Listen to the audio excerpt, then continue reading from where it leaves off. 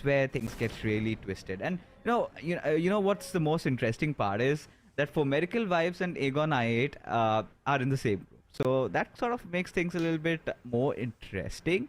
As let's find out if we see few changes from their side, because I don't see anyone dropping down at the Millie base. Both the teams have backed off. They want to start thing on a very good note. They don't want to risk knocks onto Leos. All right, so we've got fights happening left, right, and center right from the very start. And all right, so 2 players have already fallen down, and there you go. The second one also goes down as well. So for Miracle Vibes, I think I'm not really surprised seeing what they're doing right now. One of those teams, you could say, you could also tell them to be one of the most aggressive teams. And these grenades can be so very deadly fixes for Skylights. Oh, yeah. I mean, they're kind of pinned right now. AJ, he's got his position compromised. The nade being flung over at his direction. But Quantum Rage, they exactly know where to attack. But No Fear, showing No Fear, was hidden. And when he got the right time, the moment, he seized it. And there you have, oh, that is absurd. That's brutal. As suddenly, the tables have turned.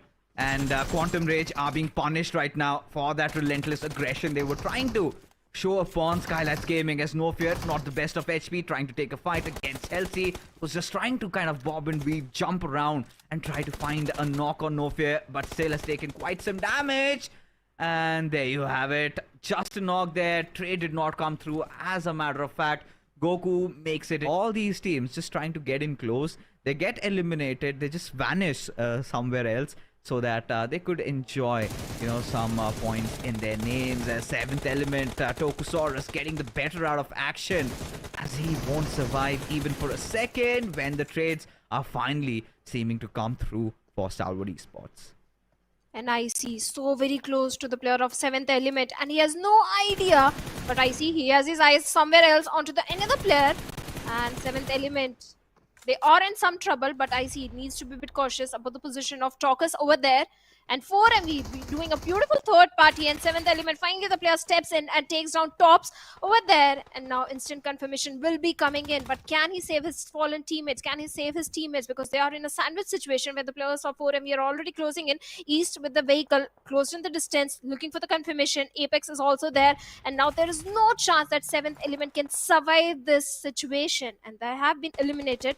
And looks like 4MV, they are going up against the players of Stalwart Esports with Zed. Might be looking for some good knocks, but unfortunately, 4MV, they do have good cover, hard cover for themselves. Yeah, I mean, just caught between a rock and a hard place. What could you do if you were 7th Element? Especially after having such a nice start, when you just take down action, you suddenly have that adrenaline popping in, and then you realize, oops, it's 4 Miracle Vibes from the backlines also that you have to deal with. And that's too much to take. Too Mongolian idea of where Goku might be, but they do not show any intention of trying to take shots in their direction. In fact, they want to get inside the circle with Stalwart, keeping a constant watch at their direction. It's quite difficult for them to enter in, so they kind of have decided to take another route, somewhere going around Magnus, and that is where, for Miracle Vibes, need to somehow make sure that they get inside the zone safely. They have to, but right now, Drolin with a DP28 is already doing too much damage towards the side of 4 Miracle Vibes, and East has been eliminated. Looks like Apex is the only man standing from their side. For how long can he survive? Because on one side, we have Stalwart, on the other side, it's Magnus Esports, and Zed, his entire intention towards QF, where Edgar has been eliminated, but Stalwart, they don't have the numbers, only 2 men remaining, Tops in Nizet. But we have done what this duo can do. As a 2-man army, they are capable of getting a chicken dinner for themselves if they are placed perfectly inside the circle. On the other side, looks like I8, they are also doing a third party towards Magnus Esports, where Drolin has been knocked out by a grenade. Let's see if Against I8 can get the confirmation. All these teams are fighting on the periphery, and the only team, like you pointed out, is inside the center of the circle are the players of Raw officials. They are definitely going for a good placement points. Yeah, I think, I've got to chew my words, because Stalwart Esports, they're on fire. But sadly, have lost out on 2 of their players, so some early casualties kind of about to hurt them. But Vaz and Roshan, have made it, have in fact decided to breach in on where Leo are. Especially if they do not have any idea of where Liquid was. In fact, Liquid gets spotted out by the players of Aegon I8. So Goose dishing out all that damage as Zibian decides to charge in. Tops the last player surviving is faster. Along with him, pushing in tandem as Starwood Esports. They did start off with a lot of eliminations to their names, but eventually do fall as Magnus have managed to get the squad wiped out. 4 finishes for the Pakistani squad right now. We've got to see how far, or rather how deep, can they go in, as Leo Esports, they had lost out on 2 of their players and were holding on to their life around this harbor. But suddenly, Aegon I8 and Regicide, both the Pakistani teams, have knocked on their doorsteps. Now, this is where Slipknot has to be quite careful because, of course, Liquid had been dealt with. So, is the final player surviving? His position has not been revealed yet. The moment Aegon I8 sniff him out, that could just sort of beckon the end for him. But still has managed to get one single knockout there. Does he get the finish though?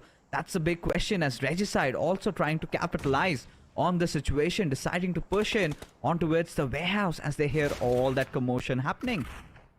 And yes, definitely, Raw officials are also fighting with the players of Magnus, as Magnus shows on the doorstep. And Raw officials, they have dealt with 2 players, and then last player also has been dealt with. And Magnus Esports, after getting 4 elimination, has been eliminated. And Raw officials, they still have the center control and a good compound to their name. They do have a perfect position. 6 teams, 16 players still remaining, where EO Esports, they're left with only 1 player.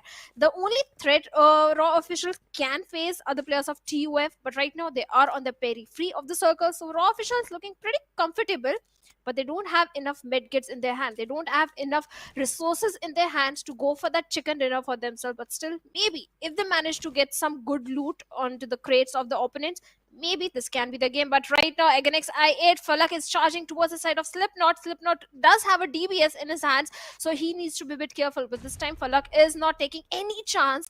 Maybe through some grenades is going to try and eliminate Slipknot. And on the other side, we have Regicide as well. It's kind of a stalemate situation. And in the waters, I can see the players of T2K as well closing in. Yeah, they certainly are. But right now, Aegon I8 exercising extreme caution as they all decide to push in together, march in as they know it's the final player alive, and bury him 6 feet under. But right now, at this point, Regicide, I don't know if they have made their presence felt, but T2K, like you said, have already decided to close in. As you can see, Suyog is trying to form a different angle, but still in the waters. I think sort of the contingency plan for them. If everything goes down south, he's going to be the one who tries and survives, while Sandesh and Rig, they do the heavy lifting, because Jade, he's been already knocked out around that watchtower. But at this point, Vaz, he's got that benefit of doubt, right? He can just reposition himself, but Rig, he's gonna try and play with fire. He's gonna try and get his teammate back on foot, as he has been spotted out and now has also been punished for such atrocity. Because around these situations, I would never recommend somebody to try and go for the rest, because you do not know where your enemy is located, and that is how they're kind of digging their own graves at this point. Difficult situation, desperate measure. That is what happened with the players of T2K, and now Sandesh and Siyog are the only 2 players remaining, where Siyog is a bit far away from Sandesh. If a knock comes through, there is no chance that the players of T2K can help each other. But right now, Falak has closed in a lot of distance towards the side of Regicide, and Roshan has been taken down by Siyok over there. That means was only man standing, and this time Regicide becoming the patty in the sandwich. One side, Againx I8, on the other side, they have the players of T2K not looking good at all. And looks like Raw officials, they are picking fight for the players of TUF, where M7 has been taken down. But maybe there is still a hope for them that a revival can come in. But for Roshan, it's not going to be easy. And Vaz shows himself, takes hefty damage, and somehow was trying to save his teammate, exposed himself, and has been dealt with. Now Regicide, after getting 6 elimination, have been eliminated at the 5th spot. And T2K, well, their position has been compromised, and Falak do have a good angle onto both the players of T2K. Yeah, I mean, taking a look at him at this point, Suyog did not see him coming.